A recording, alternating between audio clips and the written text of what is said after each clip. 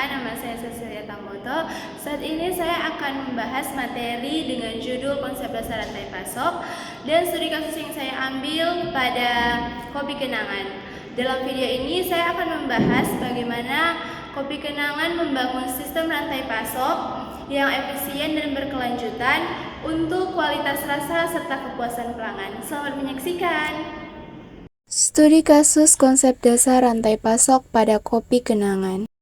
Kita masuk dalam materi yang pertama, yaitu latar belakang kopi kenangan.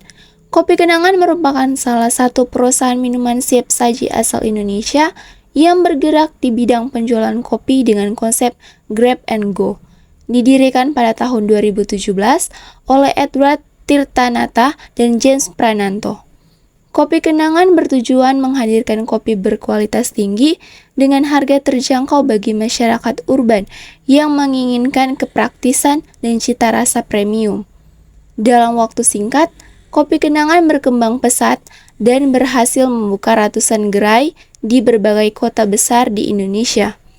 Keberhasilan ini tidak hanya disebabkan oleh strategi pemasaran yang kuat, tetapi juga oleh penerapan sistem rantai pasok atau supply chain yang efisien, sehingga perusahaan mampu menjaga konsistensi rasa, kualitas bahan baku, dan kecepatan pelayanan di seluruh cabang. Selanjutnya, konsep dasar rantai pasok pada kopi kenangan. Konsep rantai pasok pada kopi kenangan mencakup keseluruhan proses, mulai dari pengadaan bahan baku, pengolahan, distribusi, hingga produk sampai ke tangan konsumen akhir.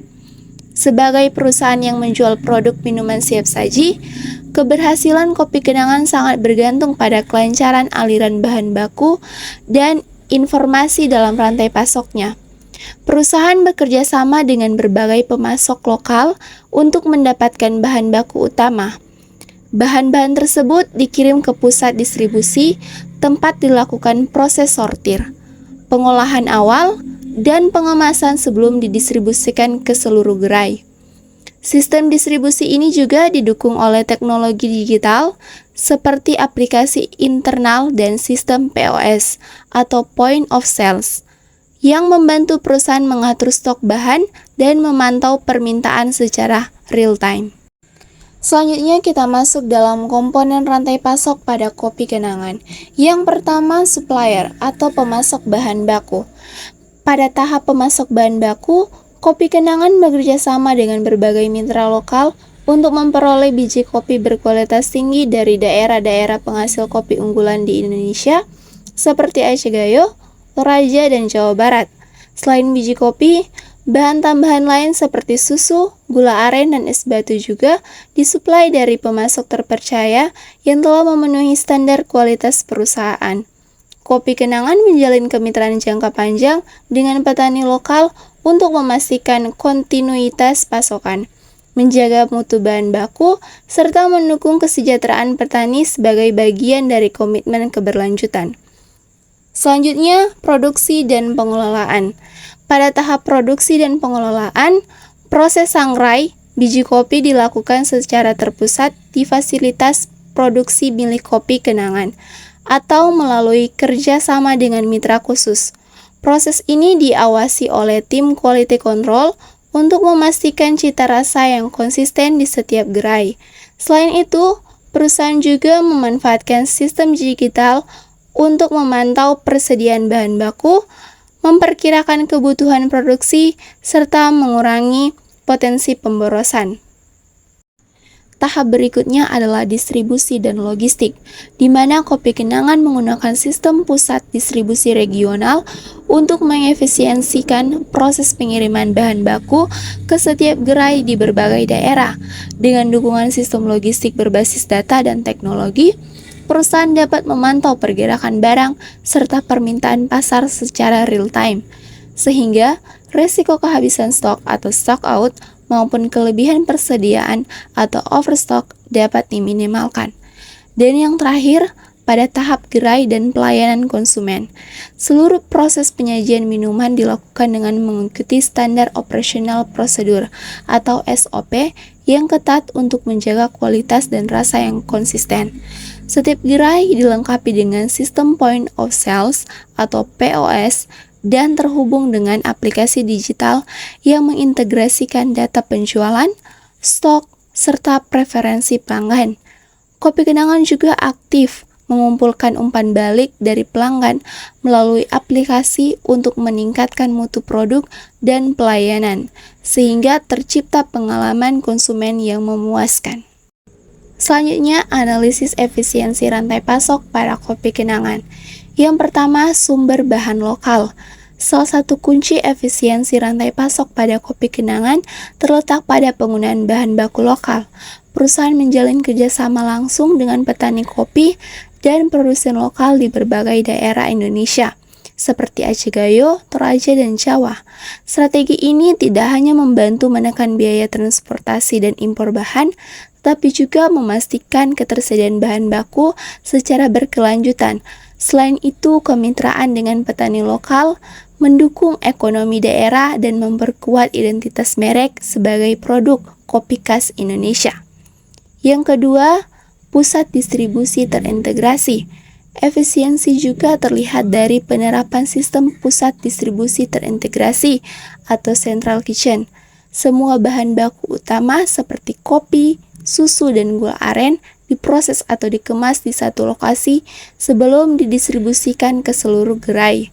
Dengan sistem ini, Kopi Kenangan dapat menjaga konsistensi rasa di setiap cabang, mengurangi resiko kesalahan produksi, serta meminimalkan pemborosan bahan. Proses ini juga mempercepat waktu distribusi karena bahan yang diterima oleh setiap gerai sudah dalam bentuk setengah jadi dan siap digunakan.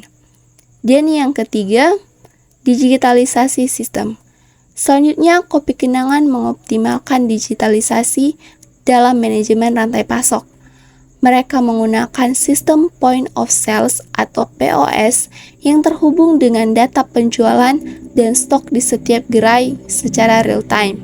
Informasi ini membantu perusahaan mengatur permintaan bahan baku dengan lebih akurat, menghindari kelebihan stok, serta menekan resiko kekurangan bahan saat permintaan meningkat. Integrasi data ini juga memungkinkan perusahaan melakukan analisis tren, konsumsi untuk mendukung keputusan bisnis dan perencanaan produksi yang lebih tepat.